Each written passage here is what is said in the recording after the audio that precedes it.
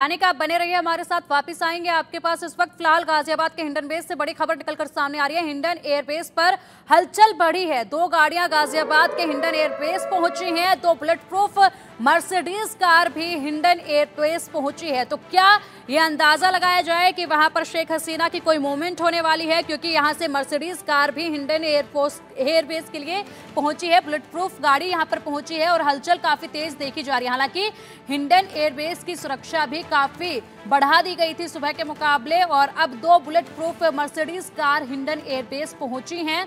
हलचल यहां पर देखी जा रही है। हमारे सहयोगी आयुष हमारे साथ जुड़े हुए हैं, हिंडन एयरबेस से लगातार हमें अपडेट दे रहे हैं।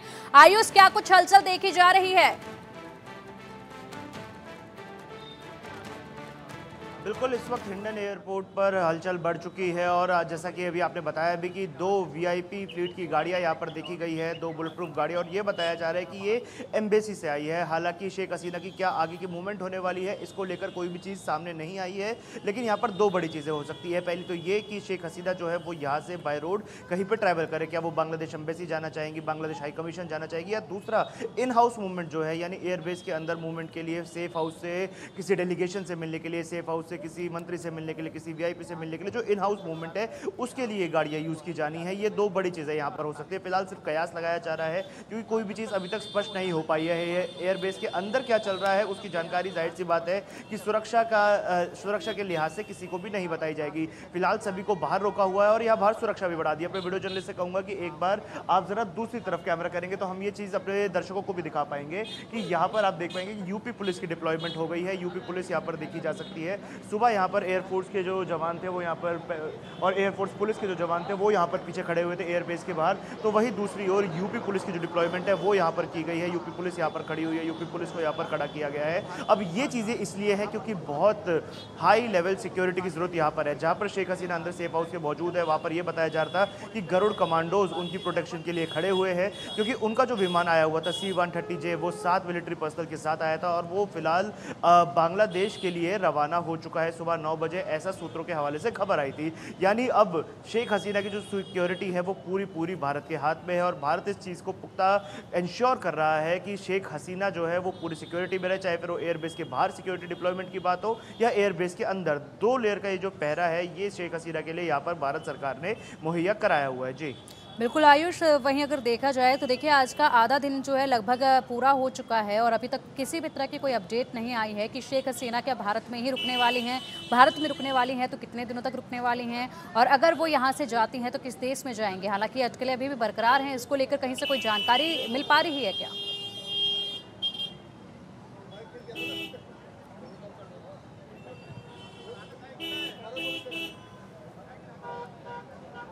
आयुष, क्या आपको आवाज मिल पा रही है?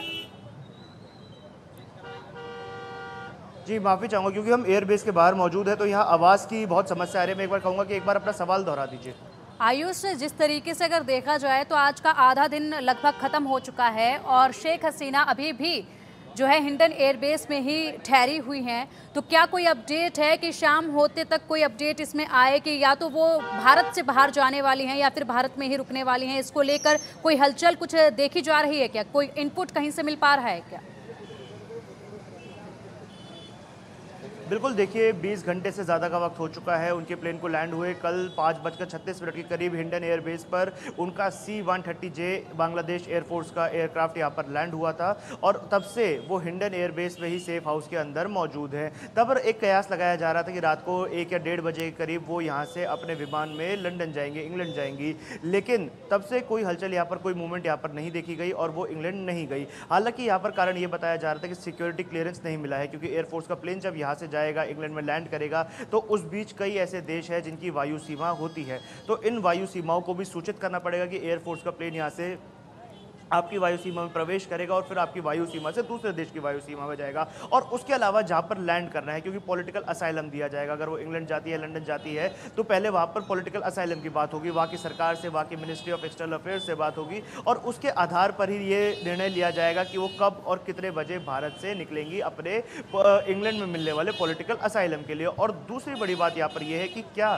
शेख हसीना वाकई अब भारत में रुक पाएंगी या नहीं, क्योंकि पिछली बार हमने देखा था कि 6 साल के लिए जब भारत में इंदिरा गांधी की सरकार थी और मुजीबुर रहमान पर हमला हुआ था, उस समय 6 साल के लिए शेख हसीना भारत में रुकी थी। एक फौज आइडेंटिटी के नाम पर, एक अज्यूम आइडेंटिटी के नाम पर वो दिल्ली के पंडारा रोड में रह रही थी 6 सालों के लिए। तो क्या वैसा ही एक मंजर दोबारा शेख हसीना को देखना पड़ेगा? क्या उन्हें अब भारत में कुछ और दिन गुजारने पड़ेंगे या फिर अब वो भारत में ही अगले कई दिनों तक रुकने वाली है? ये देखने वाली बात होगी। फिलहाल हर चीज़ पर सिर्फ कयास लगाया जा सकता है, क्योंकि जो सूत्र बता रहे हैं उसके हिसाब से जानकारी ये है कि C-130J जो बांग्लादेश एयरफोर्स का एयरक्राफ्ट था वो वापस जा चुका है। यानी शेख हसीना की अगली जो भी मूवमेंट होगी वो किसी और प्लेन से होगी। क्या इंग्लैंड से कोई प्लेन उन्हें रिसीव करने आएगा या भारतीय एयरफोर्स का कोई एयरप्लेन होगा जो उन्हें उनके गंतव्य तक लेकर जाएगा? ये सारी चीज़ों पर अभी सिर्फ संशय है और कुछ भी स्पष्ट नहीं हो पाया। जी ठीक है आयुष, आप हमारे साथ बने रहिए, रुख आपका करेंगे। रानिक, आप भी हमारे साथ जुड़े रहिए, आपसे भी अधिक अपडेट हम लेंगे। फिलहाल हमारी सहयोगी मेहंदी गर्ग की खास रिपोर्ट देखिए। बांग्लादेश से बड़ी खबरें सामने आई जब एक सिविल वॉर के चलते बांग्लादेश की प्रधानमंत्री शेख हसीना बांग्लादेश और अपना देश छोड़कर वहां से निकल गई और उसके बाद वो भारत पहुंची अपनी बहन के साथ। लेकिन जानकारी के लिए बता दें, ये पहली बार नहीं है जब शेख हसीना अपने परिवार के साथ भारत आई है, क्योंकि हिस्ट्री में एक बार पहले भी ऐसा हो चुका है जब एक बड़े वॉर के चलते, एक बड़े मैसेकर के चलते शेख हसीना को अपना देश छोड़ना पड़ा था और तब भी उन्होंने भारत में शरण ली थी। और जब सरकार थी प्रधानमंत्री इंदिरा गांधी की। और फिलहाल हम मौजूद हैं पंडारा रोड पर जो दिल्ली के लुटियंस दिल्ली में मौजूद है। यहाँ की तस्वीरें हम आपको दिखा रहे हैं और 1975 से 1981 तक बताया जाता है कि एक छुपी हुई आइडेंटिटी के साथ शेख हसीना अपने परिवार यानी कि अपने पति, अपने बच्चे और अपनी बहन के साथ ये पंडारा रोड के किसी एक घर में 6 साल तक यहाँ पर रही थी। और वो भी जो दौर था वो कोई आसान दौर नहीं था शेख हसीना के लिए, क्योंकि उस समय भी उनकी जो परिवार है उनके खिलाफ बगावत छिड़ी हुई थी और उनके पिताजी का जो मर्डर है वहां पर मैसेकर जो है बांग्लादेश में किया गया था, जिसके चलते शेख हसीना को बांग्लादेश छोड़ना पड़ा था और अपने परिवार वालों के साथ उन्हें देश से भारत आना पड़ा था। भी भारत यानी कि प्रधानमंत्री इंदिरा गांधी ने मदद का हाथ बढ़ाया था और शेख हसीना को यहां पर पनाह दी थी, जिसके चलते पहले वो लाजपत नगर के रिंग रोड के इलाके में रहती थी, लेकिन उसके बाद उन्हें पंडारा रोड के एक घर में शिफ्ट कर दिया गया था और वो छुपी हुई आइडेंटिटी के साथ इस पंडारा रोड पर 6 साल तक अपने परिवार के साथ रही थी। और अगर फिलहाल की बात की जाए तो फिलहाल भी जो हालात है वो शेख हसीना के लिए कोई भी आसान नहीं है, क्योंकि जिस तरीके से बगावत बांग्लादेश में शेख हसीना के खिलाफ छिड़ी हुई है उसको देखते हुए फिलहाल वो बांग्लादेश से निकलकर भारत आ गई हैं। लेकिन उनका अगला ठिकाना क्या होगा, क्योंकि कहा जा रहा है कि वो यहां से लंदन जाने वाली है, लेकिन फिलहाल यूनाइटेड किंगडम यानी कि लंदन से भी कोई क्लियरेंस नहीं मिला है उनके वहां पे पनाह लेने का। तो ऐसे में फिलहाल भारत में बहुत सी मीटिंग्स चल रही है। एनएसए अजीत डोभाल की मीटिंग भी सूत्रों के हवाले से बताया जा रहा है कि शेख हसीना के साथ हुई है। ऐसे में आज भारत अपना स्टैंड क्लियर कर देगा कि किस तरीके से इस पूरी बांग्लादेश की हालातों को भारत किस तरीके से देखता है,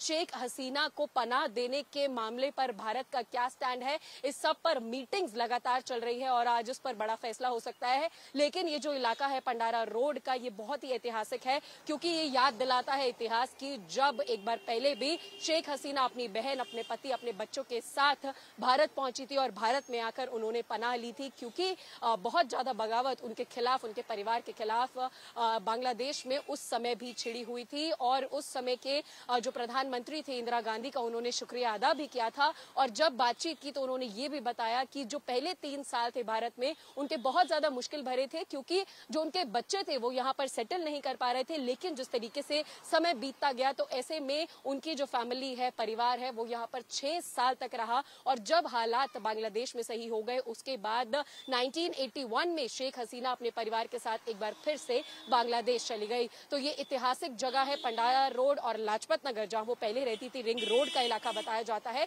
ये दोनों ही इतिहास की याद दिलाते हैं। और फिलहाल आगे शेख हसीना किस हालातों में, किस जगह पनाह लेती है, किस देश में पनाह लेती है, ये देखने वाली बात होगी। कैमरा पर्सन अवधेश के साथ मैं मेहंदी गर्ग, इंडिया न्यूज दिल्ली। और चलिए हमारे सहयोगी लगातार हमारे साथ जुड़े हुए हैं। रानिक का रुख करेंगे। रानिक इस वक्त पेट्रापोल बॉर्डर से जो है सीधा हमें जानकारी दे रहे हैं। रानिक, पेट्रापोल बॉर्डर पर क्या किसी भी तरह से मुआयना करने के लिए अधिकारी भी वहां पहुंचे हैं? सुरक्षा के जो बंदोबस्त वहां पर किए गए हैं उनको देखने के लिए?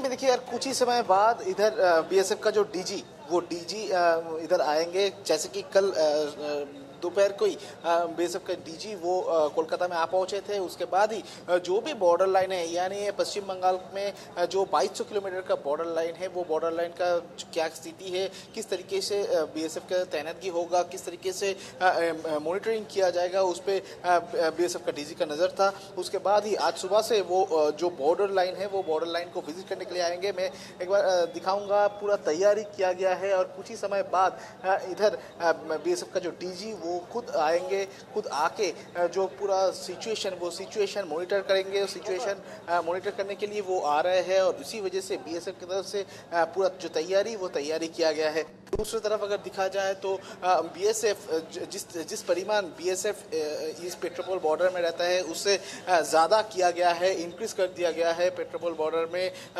बीएसएफ का जो तैनातगी इंक्रीज किया गया है। जो फोर्स था बीएसएफ का, उसको भी इंक्रीज किया गया है। मैं एक बार फिर से आपको दिखाऊंगा कि नो मैंस लैंड का तस्वीर, जिधर बांग्लादेश से भारत में ट्रीटमेंट कराने आए थे एक लोग, उनको ले जाने के लिए एम्बुलेंस भी ले आया गया है। यानी पेट्रोपोल बॉर्डर एक तरफ जब सीज है, दूसरी तरफ पेट्रोपोल बॉर्डर में जो अगर कोई इमरजेंसी सर्विसेज है, जैसे कि एम्बुलेंस करते हुए जो ट्रीटमेंट करते हुए बांग्लादेश में लौट रहे हैं, उनको एम्बुलेंस परिसेवा देना हो, या जो लोग बांग्लादेश से भारत में आए थे, वो लोगों को भारत से बांग्लादेश में लौटाना, ये प्रोसेस पेट्रोपोल बॉर्डर में चालू है। मगर दूसरी तरफ बीएसएफ का डीजी और कुछ ही समय बाद ये बॉर्डर साइड आएगा। बॉर्डर का जो सिचुएशन देखने के बाद ही वो प्रेस ब्रीफ भी कर सकता है, ऐसा भी बीएसएफ की तरफ से इंफॉर्मेशन मिल रहा है। और उसके साथ साथ ही मैं आपको एक बार फिर से दिखाऊंगा कि किस तरीके से बीएसएफ की तरफ से ये जो पूरा रास्ता, पूरा जो जगह है, ये जगह को सिक्योर किया गया है। क्योंकि एक तरफ बांग्लादेश में एक तनाव का माहौल है और उसी बीच में कि किसी भी तरीके से भारत का ये जो सीमाना है, इस सीमाना में किसी भी तरीके का इंसिडेंट ना घटे, उसके ऊपर बीएसएफ का नज़र है। और बीएसएफ की तरफ से ये भी निगरानी रखा जा रहा है कि जो लोग आ रहे हैं बांग्लादेश से भारत में, वो लोग सही तरीके से आए और उनके साथ कोई इलीगल चीज़ ना हो। मैं एक बार दिखाऊंगा, जैसे कि मैं बोल रहा था कि डीजी खुद विजिट कर सकते हैं। मैं एक बार दिखाऊंगा, ठीक मेरे सामने बीएसएफ का जो डीजी, उनका जो कॉन्वॉय आ चुके हैं। डीजी खुद आ चुके हैं, जैसे कि वो कल कोलकाता में आ पहुंचे थे। उसके बाद ही वो आज पेट्रोपोल बॉर्डर में वो आ चुके हैं और वो खुद इधर आके पूरा विजिट करेंगे। ठीक है रानिक, आप नजर बनाए रखिए।